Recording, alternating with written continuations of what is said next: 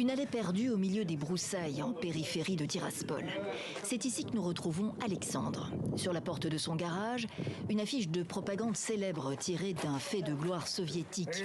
Berlin, 2 mai 1945, la prise du Reichstag par l'armée rouge. C'est l'URSS qui a vaincu le fascisme en Europe. C'est le soldat russe qui l'a vaincu.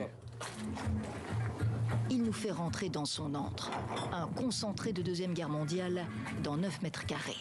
Un musée privé, unique en son genre, insiste le collectionneur. C'est à la mémoire de mes grands-pères et des 30 millions de morts en Union soviétique que je me suis lancé dans ce projet. Drapeaux et insignes, médailles et objets divers, soviétiques et nazis, Alexandre dit avoir reçu de nombreux dons. Il ne se fait pas prier pour passer à la démonstration.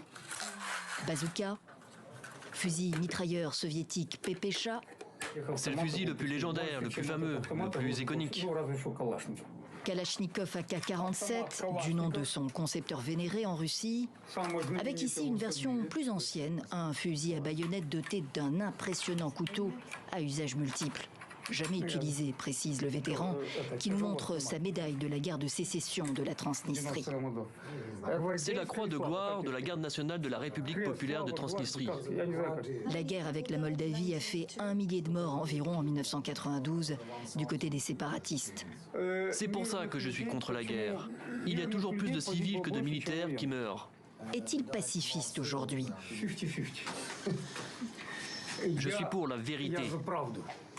Approuve-t-il la guerre lancée par Vladimir Poutine en Ukraine?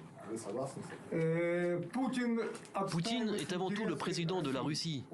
Il défend les intérêts de son pays, et non pas de la Lettonie ou autre.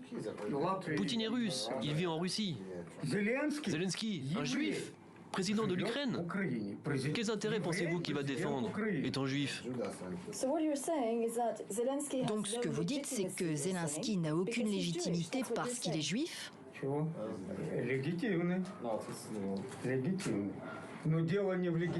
problème n'est pas sa légitimité, mais plutôt sa... Antisémitisme sans complexe. Volodymyr Zelensky, défenseur de l'indépendance des Ukrainiens, il n'y croit pas un seul instant. La propagande russe fonctionne ici à merveille.